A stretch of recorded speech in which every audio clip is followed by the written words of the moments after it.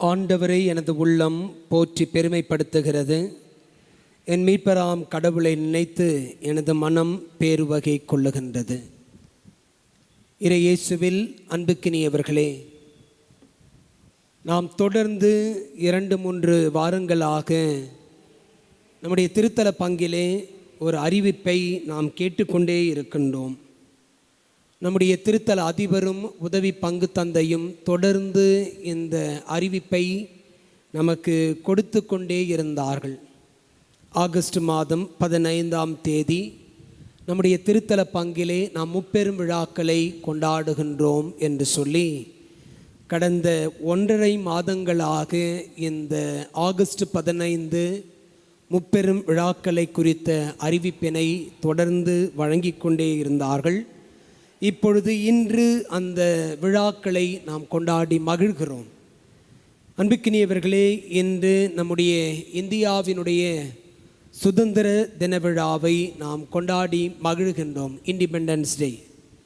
அதோடு சேர்த்து உலகளாவிய திரு அவையோடு சேர்ந்து அன்னை மரியாளுடைய விண்ணேற்பு பெருவிழாவை கொண்டாடி மகிழ்கிறோம், the solemnity of the Assumption of the blessed mother. மூன்றாவதாக நம்முடைய பாலவாக்கம் கிழக்கு கடற்கரை சாலை திருத்தலத்தினுடைய பாதுகாவலரும் நம்முடைய வளமிமிகு பரிந்துரைமாளருமான கோடி ஏற்பதர் புனித அந்தோனியாருடைய பிறந்த நாள் விழாவையும், பர்த்டே ஆஃப் சென்ட் ஆந்தனியையும் என்று நம்முடைய திருத்தலத்திலே கொண்டாடி மகிழ்கின்றோம். எனவே இன்றைய நாளை நாம் முப்பெரும் விழாக்களின் நாளாக கொண்டாடி மகிழ்கின்றோம். எனவே பிரியமானவர்களே, திருத்தல அதிபர் தந்தை அருள் பணியாளர் காணிக்கைராஜ், உதவி பங்கு தந்தை அருத்தந்தை ஜெரி, நம்முடைய திருத்தொண்டர் தாமஸ், அருள் சகோதரர் டோனி, இவர்களோடு சேர்த்து உங்கள் அனைவருக்கும் இந்திய தேசத்தின் சுதந்திர தின விழா வாழ்த்துக்களையும், அன்னை மரியாளுடைய விண்ணேற்பு பெருவிழா வாழ்த்துக்களையும், கோடி அற்புதர் புனித அந்தோனியாருடைய பிறந்த நாள் வாழ்த்துக்களையும் உங்கள் அனைவருக்கும் தெரிவித்துக் கொள்ளுகின்றேன். So happy feast, happy independence day, happy birthday. நீங்கள் கொஞ்சம் உற்சாகமானீங்கன்னா தான் நான் நல்லா பிரசங்கம் வைக்க முடியும். ஏன்னா இந்த 11 மணி அதை கொஞ்சம் கடந்து போச்சுன்னா, அடிக்கிற வெயிலுக்கு சீக்கிரம் முடிச்சாருன்னா சீக்கிரம் போய் சாப்பிட்டு வீட்டுக்கு போகலாம், இன்றைக்கி லீவு கிடச்சிருக்கிறதே ஒரே ஒரு நாள் தான் அப்படின்னு கூட நமக்கு தோணும்.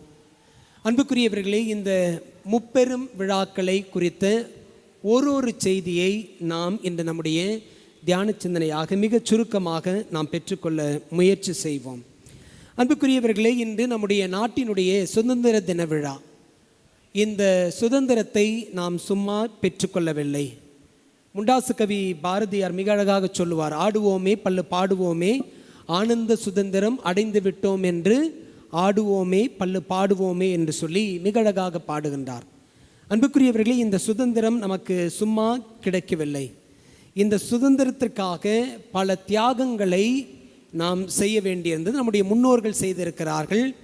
பல சுதந்திர போராட்டத்திற்காக தங்களையே கொடுத்த ஆகச்சிறந்த தலைவர்களையும் நம்முடைய தேசம் பெற்றது.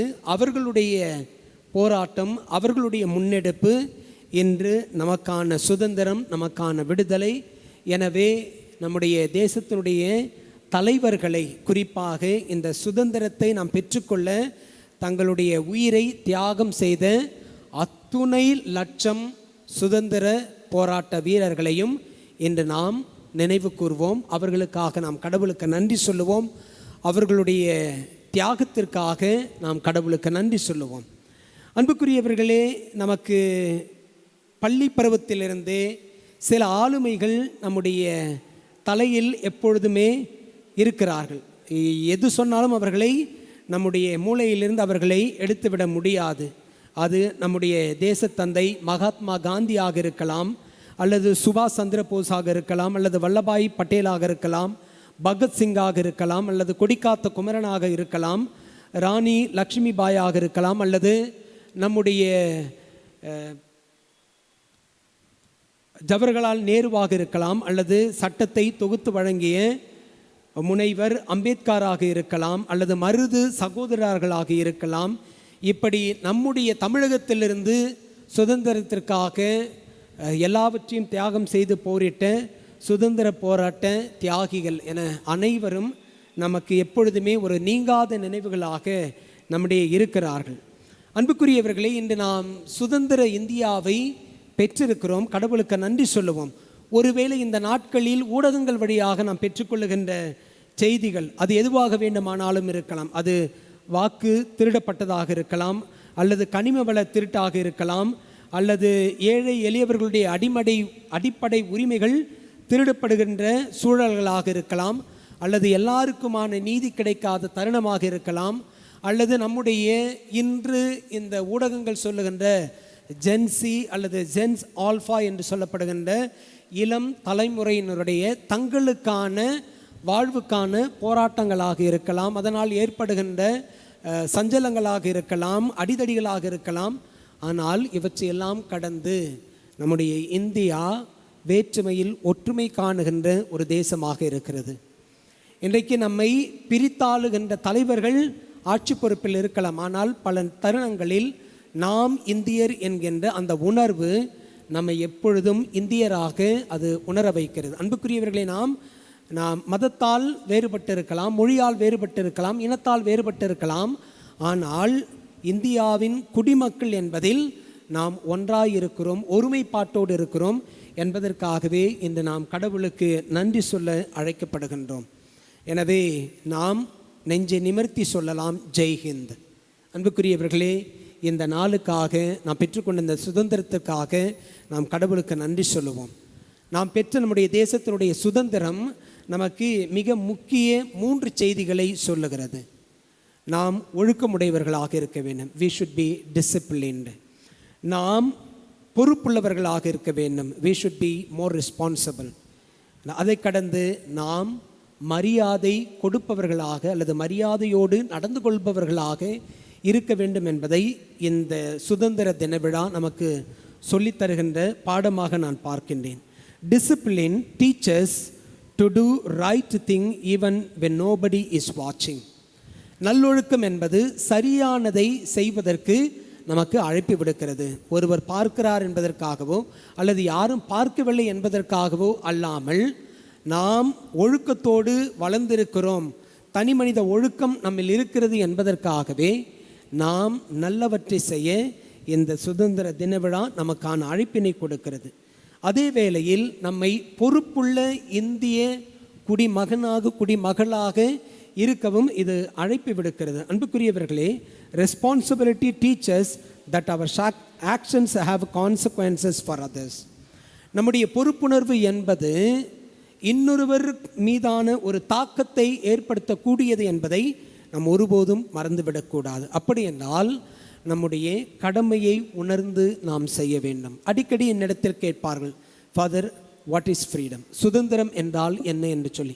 எல்லாரிடத்திலும் நான் சொல்லுவது, freedom is nothing but being responsible. சுதந்திரம் என்பது ஒரு பொறுப்புணர்வுடன் கூடிய ஒன்று என்று குறிப்பிடுவேன். அன்புக்குரியவர்களே, இது நம் எல்லாருக்கும் பொருந்தும். நாம் சுதந்திரம் பெற்றுவிட்டோம், இது என்னுடைய முப்பாட்டன் பெற்றுக் கொடுத்த சுதந்திரம், நான் விரும்புவது போன்று எது வேண்டுமானாலும் செய்வேன் என்று சொன்னால் நாம் நம்முடைய சுதந்திரத்தை தவறாக பயன்படுத்துகிறோம் என்று பொருள்.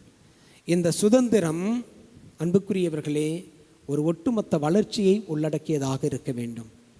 நம்முடைய செயல்பாடுகள் ஒருவருக்குள் ஒரு அழுத்தத்தை, ஒரு மாற்றத்தை, ஒரு சக்தியை உருவாக்கக்கூடியது என்பதை உணர்ந்து நாம் செயல்பட வேண்டும் என்பதையும் இன்றைய சுதந்திர தின விழா நமக்கு சொல்லிக் கொடுக்கிறது.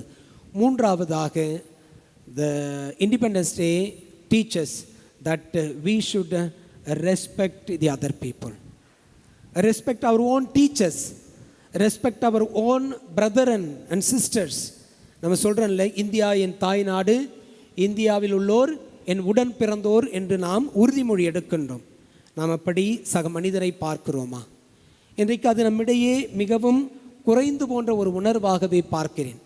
யாருக்கோ ஒருவருக்கு ஏதோ நடக்கிறது என்று சொன்னால் அது யாருக்கோ நடக்கிறது என்று சொல்லி நாம் நினைத்து கொள்கிறோம். நம்மள எத்தனை பேர் கடந்த வாரத்தில் அஸ்ஸாமில் கனமழை, எத்தனை பேர் நம்ம அஸ்ஸாமுக்காக ஜெபம் பண்ணியிருக்கோம்? ஜார்க்கண்டில் போன வாரம் வெள்ளப்பெருக்கு, எத்தனை பேர் நம்ம ஜார்க்கண்ட் மாநிலத்துக்காக ஜெபம் பண்ணியிருக்கோம்? ஏன் நமக்கு அருகில் இருக்கின்ற கேரளாவில் வருஷ நாட்டில் ஒரு 2 வாரத்துக்கு முன்னாடி மீண்டும் நிலச்சரிவு. எத்தனை பேர் நாம் ஜெபம் பண்ணியிருக்கோம்? நமக்கு என்ன, நம்ம நினைக்கிறோம் எங்கோ நடைபெறுகிறது, அதற்கும் எனக்கும் என்ன தொடர்பு என்று தான் நாம் நினைக்கிறோம். அன்புக்குரியவர்களே, இது எல்லாமே இந்தியாவில் நடைபெற்றது. அங்கு வாழுகின்ற மக்களுக்கு ஏற்பட்ட ஒரு பெரும் சேதம். அஸ்ஸாமோ ஜார்க்கண்டோ இந்த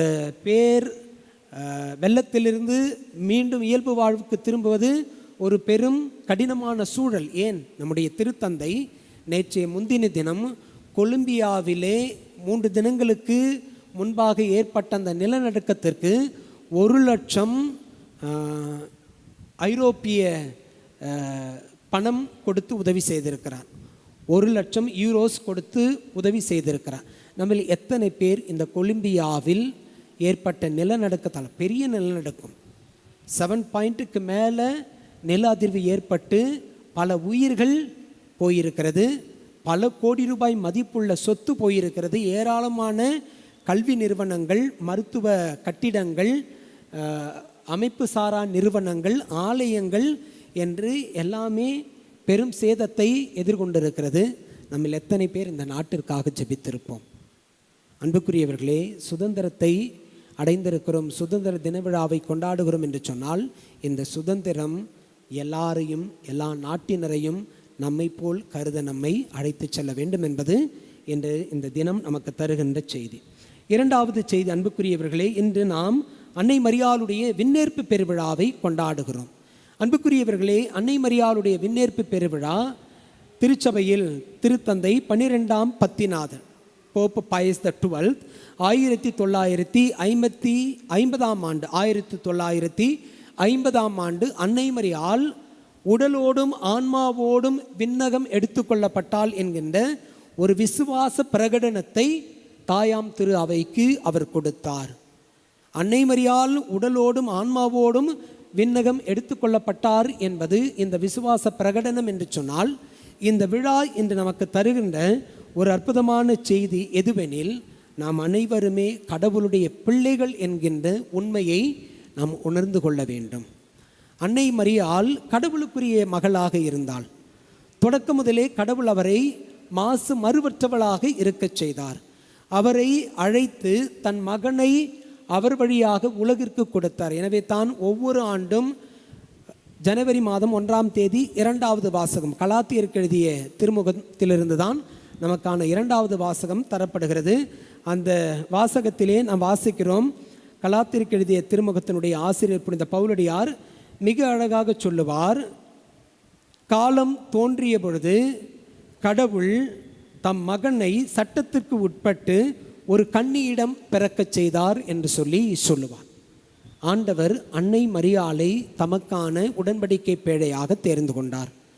தன் மகனுக்கான பணிக்குடமாக, கருவறையாக கடவுள் தேர்ந்து கொண்டார். அன்னை மரியாள் கடவுளுக்குரிய மகளாக இருந்தால், தொடக்கம் முதல் அவர் கருவுற்ற தருணத்திலிருந்து தன் மகனை கடவுளுடைய கரத்தில் கல்வாரியில் ஒப்பு கொடுக்கின்ற வரை அவள் கடவுளுடைய மகளாக இருந்தாள். கடவுளுடைய திருவுளத்தை ஏற்று செயல்படுகின்றவராக இருந்தார். எல்லா சூழலிலும் கடவுளை முதன்மைப்படுத்தி, இன்றைய நற்செய்தியில் கூட நாம் வாசிக்கிறோம், எலிசபெத் அம்மாள் அன்னை மரியாளை கண்டவுடன் பெருத்த மகிழ்ச்சியில், ஆண்டவருடைய தாய் என்னிடம் வர நான் வாய்ப்பு பெற்றது எப்படி? அன்னை மரியாள் ஆண்டவருடைய தாய் மட்டுமல்ல, அவள் கடவுளுடைய மகள். ஆண்டவருடைய தாய் என் இயேசுனுடைய தாய், என் மகனுடைய பின்னோடி, இவருக்காகத்தான் என் மகன் வழியை ஆயத்தம் செய்ய போகிறார் என்பதையெல்லாம் உணர்ந்த எலிசபெத் அம்மாள் தூய ஆவியால் நிரப்பப்பட்டு அன்னை மரியாளை பார்த்து சொல்லுகின்றார், ஆண்டவருடைய தாய் என்னிடம் வர நான் வாய்ப்பு பெற்றது எப்படி என்று சொல்லி. அன்புக்குரியவர்களே, அன்னை மரியாள் வழியாக உலகிற்கு வந்த இயேசு கிறிஸ்து ஆண்டவருக்கு அருகில் அமர்த்தப்பட்டார். அவரிடம் ஆட்சி கொடுக்கப்பட்டது, மீட்பு கொடுக்கப்பட்டது, வல்லமை கொடுக்கப்பட்டது என்று சொல்லி இன்றைய முதல் வாசகத்தினுடைய கடைசி வரிகள் சொல்லுகிறது. இயேசுவும் கடவுளுடைய மகனாக இருந்தார். 100% கடவுளாகவும் 100% மனிதனாகவும் இருந்தவர். எல்லா நிலையிலும் கடவுளுடைய மகனாக இருந்தார். கடவுளுடைய திருவுளத்தை நிறைவேற்றுபவராக இருந்தார். கடவுளை முதன்மைப்படுத்துகின்றவராக இருந்தார். அன்புக்குரியவர்களே, இன்றைக்கு அன்னை மரியாளுடைய விண்ணேற்பு பெருவிழா நமக்கு தருகின்ற செய்தி இதுதான். நாமும் இந்த 2வது வாசகத்தில் சொல்லப்பட்டது போல் நாமும் உயிர் தெழுவோம். நம்முடைய உயிர்த்தெழுதல் அன்னை மரியாளுடைய உயிர்த்தெழுதல் போல் இருக்க வேண்டும். உடலோடும் ஆன்மாவோடும் அன்னை மரியாள் விண்ணகம் எடுத்துக்கொள்ளப்பட்டது போல் நம்முடைய ஆன்மாக்கள் எல்லாம் ஆண்டவருடைய திருப்பிரசன்னத்தில் இலைப்பாறுதலை அடைய வேண்டும் என்று சொன்னால் இன்றைய நம்முடைய இந்த வாழ்வு கடவுளுக்குரிய வாழ்வாக, அவர் விரும்புகின்ற வாழ்வாக, அவருக்கு உகந்த வாழ்வாக இருக்க வேண்டும் என்பதை அன்னை மரியாளுடைய விண்ணேற்பு பெருவிழா நமக்கு தருகின்ற செய்தி. இந்த பெருவிழா தருகின்ற இரண்டாவது செய்தி, நம்முடைய சிந்தனைகள், நம்முடைய எண்ணங்கள், நம்முடைய செயல்பாடுகள், நம்முடைய முன்னெடுப்புகள், நம்முடைய திட்டங்கள் எல்லாமே கடவுளை நோக்கியதாக இருக்க வேண்டும். It should always be towards God. It should always glorify God. அது கடவுளை போற்றுவதாய், கடவுளை மகிமைப்படுத்துவதாய் இருக்க வேண்டும். பல வேளைகளில் நாம் விளம்பரங்களை தேடிக்கொள்ளுகிறோம், நம்மை பாராட்ட வேண்டும் என்று எண்ணுகிறோம், நாம் முதன்மைப்படுத்தப்பட வேண்டும் என்று எண்ணுகிறோம், எல்லாரும் என்னை குறித்து பெருமையாக பேச வேண்டும் என்று எண்ணுகிறோம். It's quite natural. As a human being it's fine. But நாம் இதை கடந்து வாழுகின்ற மக்களாக இருக்க அழைக்கப்படுகிறோம். we need to transcend all these expectations. அன்னை மரியாள் எல்லாவற்றையும் கடந்தவளாக இருந்தாள். எனவே கடவுளுக்குரிய மகளாக இருந்தால் கடவுள் அன்னை மரியாளை மேன்மையாக உயர்த்தி தலைமுறைகள் போற்றுகின்ற பாக்கியவதியாக அவர் மாற்றுகின்றார். தம் தூதரை அனுப்பி அன்னை மரியாளை அருள்மிக பெற்றவர் வாழ்க என்று சொல்லி கடவுளை அன்னை மரியாளை வாழ்த்துகின்ற அல்லது வாழ்க என்று சொல்லி குரல் எழுப்புகின்ற ஒரு கடவுளுடைய மகளாக அன்னை மரியாளை கடவுள் வைத்திருந்தார் என்று சொன்னால், அன்னை மரியாளை போன்று கடவுளை நோக்கிய நம்முடைய வாழ்வு இருக்குமே என்று சொன்னால், நாமும் அன்னை மரியாளை போன்று கடவுளுக்குரிய மகனாக மகளாக இருப்போம் என்பது இன்று நமக்கு தரப்படுகின்ற இரண்டாவது செய்தி. அன்புக்குரியவர்களை, மூன்றாவதாக இன்று நாம் நம்முடைய புனிதரும் பாதுகாவலருமான புனித அந்தோணியாருடைய பிறப்பு பெருவிழாவை கொண்டாடுகிறோம். புனித அந்தோணியார் ஆகஸ்ட் மாதம் 15ஆம் தேதி பிறந்தார் அப்படின்னு சொல்கிறோம். எந்த வருஷம் பிறந்தார்? அட ஏன் சாமி, எங்களுக்கு தெரிஞ்சது அவர் ஆகஸ்ட் 15ஆம் தேதி பிறந்தார், ஜூன் மாதம் 13ஆம் தேதி செத்தார்.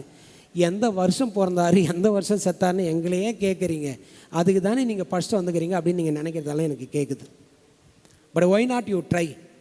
ஏன்னா சொன்னீங்கன்னா சின்ன ஃபாதர் உங்களுக்கு ஒரு கிஃப்ட் கொடுப்பார். அக்கா சொல்லுக்கா.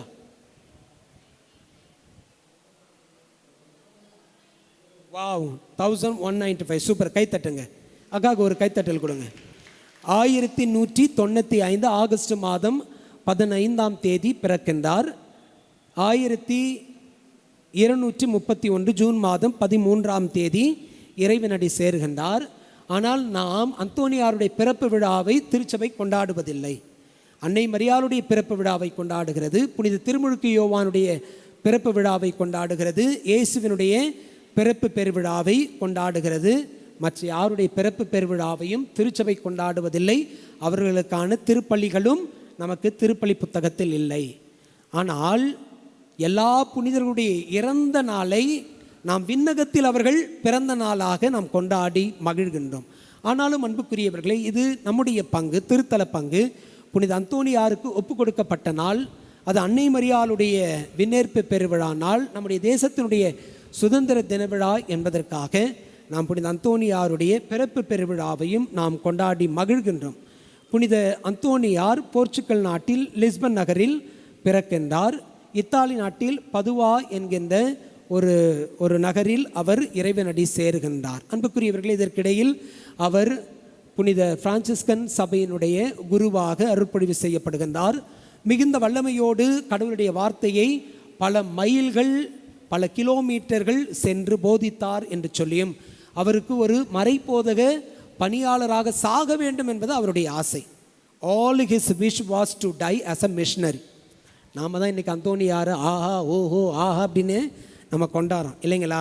காணாமல் போனதை கண்டுபிடிச்சி கொடுக்குறவர், தப்பறைகளை எதிர்த்து நின்றவர், குழந்தை இயேசுவை கையில் தாங்குகின்ற பாக்கியம் பெற்றவர் அப்படின்னு சொல்லி நாம் புனித அந்தோணியாருக்கு நிறைய புகழ் மாலை சாற்றுகிறோம்.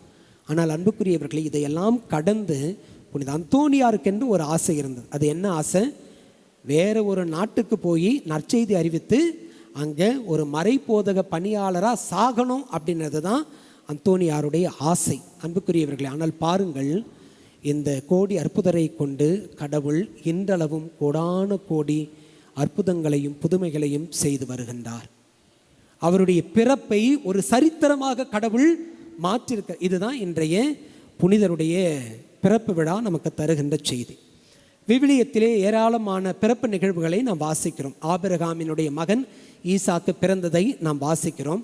ஈசாக்குக்கு 2 புதல்வர்கள் பிறந்ததை வாசிக்கின்றோம். அதன் பிறகு நமக்கு யாக்கோபுவினுடைய பிள்ளைகளை குறித்து வாசிக்கின்றோம். அதன் பிறகு சிம்சோனுடைய பிறப்பை குறித்து நாம் வாசிக்கின்றோம். அதன் பிறகு சாமுவேலுடைய பிறப்பை குறித்து நாம் வாசிக்கின்றோம்.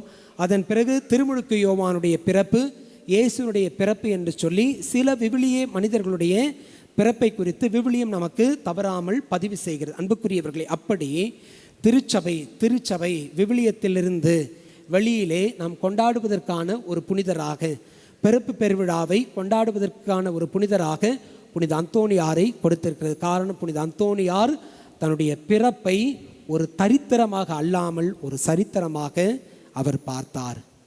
அது கடவுளுக்கு உகந்த வாழ்க்கையாக இருக்க வேண்டும், கடவுளை மகிமைப்படுத்துகின்ற வாழ்க்கையாக இருக்க வேண்டும், கடவுளுடைய வல்லமையை கொண்டு சக மனிதர்களை வாழ வைக்கின்ற ஒரு வாழ்வாக இருக்க வேண்டும் என்பது புனித அந்தோணியாருடைய ஒரு எண்ணமாக இருந்தது. கடவுள் அதை அவர் வழியாக செய்கின்றார். அன்புக்குரியவர்களே, நம்முடைய பிறப்பும் ஒரு சரித்திரமாக மாற வேண்டும். சில தினங்களுக்கு முன்பு நிறைய பேர் ஊடகத்திலே வந்த ஒரு கவிதையை நீங்கள் நிச்சயம் பார்த்திருப்பீர்கள் அல்லது வாசித்திருப்பீர்கள். அது என்னென்னா, அது நவம்பர் மாதம் 2ஆம் தேதி நாம் சிந்திச்சா நல்லா இருக்கும் அப்படின்னு சொல்லி நாம் நினைப்போம். ஆனால் இன்றைக்கும் அது பொருந்துவதாக நான் பார்க்கிறேன். அது என்னென்னா, ஒரு கவிஞர் ஒருவர் எழுதுகிறார், ஒருவேளை நாம் இறந்து போனால் அன்றைய நாள் எப்படி இருக்கும். இந்த ரீல்ஸ் பார்த்துருக்கீங்களா? பார்த்தீங்க, இந்த ரீசெண்டாக ரொம்ப வைரலாக போயிட்டு இருந்த இது. நான் இல்லாமல் போகின்ற அந்த ஒரு நாள், வழக்கம் போல் கடிகாரம் அதோட டைமை காட்டும், சூரியன் அது பாட்டுக்கு கிழக்கில் உதிக்கும், நம்ம இறந்துட்டோன்னு சொல்லி செய்தி கேட்டவங்க நம்மளை தேடி வருவாங்க, மாலையை போடுவாங்க, அப்படியே கொஞ்சம் நேரம் பொறுத்து டைமை பார்ப்பாங்க, அப்படி பக்கத்தில் போயிட்டு மெதுவாக கேட்பாங்க, எப்போ பணத்தை எடுக்க போகிறீங்க. அது வரைக்கும் கிறிஸ்டி, செத்ததுக்கப்புறம் எப்போ பணத்தை எடுக்க போகிறீங்க அப்படின்வாங்க. இதில் ஒரு சிலர் சொல்லுவாங்க, செத்தாலும் செத்தான், ஏதாவது ஒரு வார நாளில் செத்துருந்தா கூட லீவ் போட்டு வந்திருக்கலாம், சனிக்கிழமை ஞாயிற்றுக்கிழமை போய் செத்தாம்பார் அப்படின்னு சொல்லுவாங்க. அதுக்கப்புறம் சில நாட்களுக்கு பிறகு நாம் மறைந்து போன மனிதர்களாகத்தான் இருப்போம். ஆனால் அன்புக்குரியவர்களே, ஆகச்சிறந்த ஆளுமைகள் சொல்லுகிறார்கள், எப்பொழுது ஒரு மனிதனுக்கு மரணம் வருகிறது என்று சொன்னால், நல்லா ஞாபகம் வச்சுக்கோங்க, எப்பொழுது ஒரு மனிதனுக்கு மரணம் வருகிறது என்று சொன்னால், எப்பொழுது நாம் அந்த மனிதர்களை குறித்து பேசுவதை நிறுத்தி விடுகிறோமோ அப்பொழுதுதான் அந்த மனிதர்கள் மரணித்து போகிறார்கள் என்று சொல்லுகிறார்கள். புனித அந்தோணியாருடைய பிறப்பை பார்த்தீங்களா? இதான் சரித்திரம். இன்றளவும் நாம் புனிதரை குறித்து பேசிக்கொண்டே இருக்கிறோம். பல 100 ஆண்டுகளை கடந்து புனித அந்தோணியாரை குறித்தும் அவர் வழியாக கடவுள் செய்கின்ற அருமடையாளங்களை, அற்புதங்களை குறித்து நாம் பேசிக்கொண்டே இருக்கிறோம் என்று சொன்னால், அவருடைய பிறப்பு ஒரு சரித்திரமாக கடவுள் அமைத்திருக்கிறார். நம்முடைய பிறப்புகளையும் கடவுள் அப்படித்தான் அமைத்திருக்கிறார். ஆனால் நமக்குத்தான் இந்த வாழ்க்கையை சரியாக வாழத் தெரியாமல் இந்த வாழ்வை நாம் வீணடித்து கொண்டிருக்கின்றோம். அன்புக்குரியவர்களே, நம்முடைய வாழ்வு அடுத்தவரை வாழ வைப்பதாக இருக்க வேண்டும். நம்முடைய வாழ்வு பலருக்கு ஒரு ஒளிக்கீற்றாக அமைய வேண்டும். நம்முடைய வாழ்வு பலருக்கு மீட்பளிப்பதாக இருக்க வேண்டும். நம்முடைய வாழ்வு பலருக்கு ஊக்கத்தையும் உற்சாகத்தையும் அளிப்பதாக இருக்க வேண்டும். நம்முடைய வாழ்வு பலருக்கு ஒரு முன் உதாரணமாக அமைய வேண்டும். அப்பொழுதுதான் நம்முடைய தலைமுறைகள் நம்மை பேசிக்கொண்டே இருக்கும். நாம் வாழுகின்ற மனிதர்களாக, இறந்தாலும் வாழுகின்ற, உயிரோடு இருக்கின்ற மனிதர்களாக, இந்த சமூகத்தால் கொண்டாடப்படுகின்ற மனிதர்களாக நாம் இருப்போம். அப்படித்தான் இன்று ஏராளமான ஆளுமைகளை குறித்து வரலாறுகளை கடந்து நாம் பேசிக்கொண்டிருக்கிறோம் என்று சொன்னால், அந்த மனிதர்கள் தங்களுடைய பிறப்பை ஒரு சரித்திரமாக மாற்றியிருக்கிறார்கள்.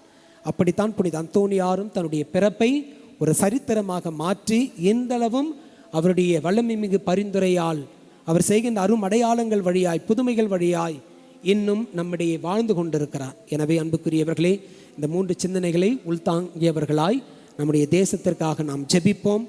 நாம் ஒழுக்கத்துடனும் பொறுப்புடனும் மற்றவர்களை மதிக்கின்ற மக்களாக வாழ வேண்டும் என்கின்ற 3 சிந்தனைகளை நம்முடைய சுதந்திர தின விழா நமக்கு தருகிறது. அன்னை மரியாள் கடவுளுக்கு ஏற்ற மகளாக இருந்தது போல் நாமும் கடவுளுக்கு ஏற்ற மகளாக மிகுந்த தாழ்ச்சியோடு நாம் இருக்க, கடவுளை முதன்மைப்படுத்திய வாழ்வு வாழ வேண்டும் என்பதை அன்னை மரியாளுடைய விண்ணேற்பு பெருவிழாவும் கோடி அற்புதருடைய பிறப்பு ஒரு சரித்திரமாய் இன்றளவும் பேசப்படுவது போல் நம்முடைய வாழ்வும் செயல்பாடும் அமைய வேண்டும் என்பதும் இன்றைய நாள் நமக்கு தருகின்ற செய்தி. இந்த சிந்தனைகளோடு நாம் தொடர்ந்து